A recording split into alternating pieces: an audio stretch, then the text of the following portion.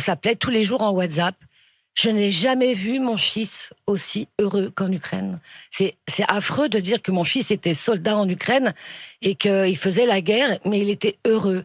Il se sentait utile. Il aidait les gens. Même ses jours de repos, il faisait de l'humanitaire. Il allait donner à manger aux enfants. Il allait donner des couvertures l'hiver. Je me rappelle même qu'une fois, il avait fait récupérer des croquettes pour les chiens errants. Enfin, il faisait que ça. C'était quelqu'un de formidable et il avait un cœur gros comme ça. Et il adorait surtout l'Ukraine et les Ukrainiens.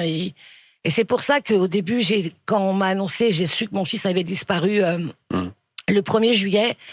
Voilà, donc je pense qu'au bout du mois, tu sais que ton fils il est mort, puisque de toute façon, ton fils te donnait des nouvelles tous les jours, hein. Tous les jours, il te parlait sur WhatsApp ou j'en sais rien, bref, les connexions. Ouais. Et puis un jour, il a cessé d'émettre, et son fils avait explosé sur une grenade. On va voir cet extrait un petit peu plus tard, je vais essayer de vous le retrouver. Et voilà, il n'a jamais été aussi heureux que sur le champ de bataille, il s'est senti utile d'aller tuer des petits Russes qui attaquaient visiblement l'Ukraine. Bon, visiblement, il y a des gens qui sont heureux d'aller sur un champ de bataille pour aller se battre contre d'autres personnes. Et je sais que ça existe, et après, respect à vous les gars. Si vous êtes content d'aller sur un champ de bataille pour zigouiller des gens, eh bien, libre à vous d'aller exprimer vos pulsions meurtrières, il n'y a pas de problème, hein. Chacun a ses problèmes, chacun a ses hobbies, ça, voilà. Mais ce qu'elle dit, c'est intéressant. Elle a envoyé son fils là-bas, il était content, bon ça c'est un détail. Mais il est mort. Voilà, il est mort.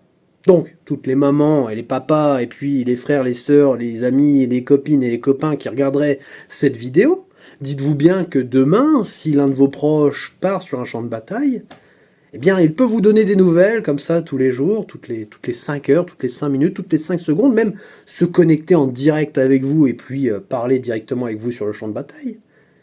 Mais il y a un moment donné où il y a une grenade qui va exploser, un tir de mortier, un drone qui va venir percuter votre interlocuteur, une balle qui va venir traverser une tête, un foie, une rate, un cœur, une explosion qui va arracher un bras, 2 bras, 3 jambes. Ah non, 3 jambes c'est difficile, quoique pour certaines personnes ça dépend. Mais bon, vous avez compris l'idée, hein. Une personne se vide de son sang, elle perd ses tripes, elle perd la tête. Dans le sens, voilà, vous avez compris aussi l'idée. Et puis, c'est fini. Voilà. Alors je fais un petit peu d'humour, un peu sarcastique, un peu sombre, etc. sur ça, malgré que ce soit pas une bonne nouvelle hein, pour sa maman, pour le mec qui est mort, évidemment. Moi j'ai très... Ah, ça... Bon, je connais pas. Mais effectivement, c'est moche. C'est juste pour vous dire, parce qu'il y a plein de va-t-en-guerre là qui sont là, je le vois tous les jours sur X, ça me fait halluciner de voir ça. C'est ça le propos de mon message, c'est que ça me fait halluciner de voir autant de personnes qui veulent absolument aller faire la guerre contre la Russie, alors que on n'a pas les moyens de le faire. Il n'y a aucun monde dans lequel on a les moyens de le faire. C'est-à-dire que si demain, la France et l'Europe prend des gens et les emmène sur le front russe-ukrainien, on va rejoindre le front ukrainien, donc on va aller sur le front ukrainien, eh bien si on prend des gens et qu'on les envoie là-bas, on les envoie littéralement dans le hachoir à viande. Et donc toutes les personnes que vous allez voir partir, au bout de 6, 7, 8, 9, 10 mois, 1 an, 2 ans, 3 ans, faudra vous attendre à ce que, d'un coup, il n'y ait plus de nouvelles, et que votre situation soit exactement celle de cette personne. Voilà.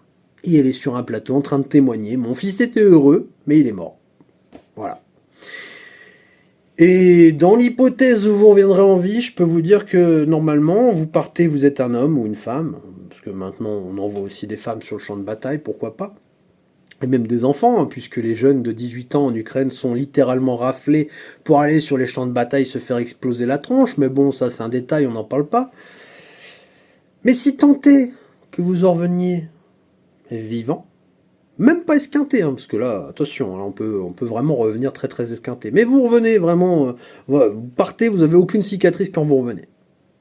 Je peux vous dire que là-dedans, c'est plus la même personne quand vous revenez. D'accord ? Vous avez tellement vu d'horreur, vous avez tué des gens, vous avez estropié des gens, vous avez vécu la peur, l'angoisse, l'adrénaline, le stress, les explosions, les balles qui fusent, des situations de mort imminente, des gens qui meurent devant vous, des situations où des gens se font littéralement décapiter, se font trancher en deux, se vident de leur sang et de leurs viscères devant vous. Vous voyez, c'est des situations, je pense que une personne normalement constituée voit ça, et bien quand elle rentre, elle est un petit peu traumatisée.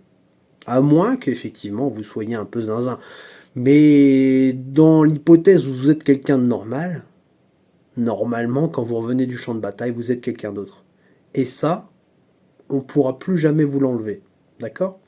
Donc les va-t-en-guerre, réfléchissez bien. Et puis si vraiment vous êtes vraiment avec, à fond avec cette idée et ok avec cette idée, eh bien je vous invite, comme beaucoup de monde maintenant, je ne suis pas le seul à le faire, mais vraiment, on vous invite tous en cœur, nous qui prônons la paix, visiblement on est tous des agents du Kremlin, hein, le Kremlin veut faire la paix via de la propagande, alors que il y a une solution toute simple, hein.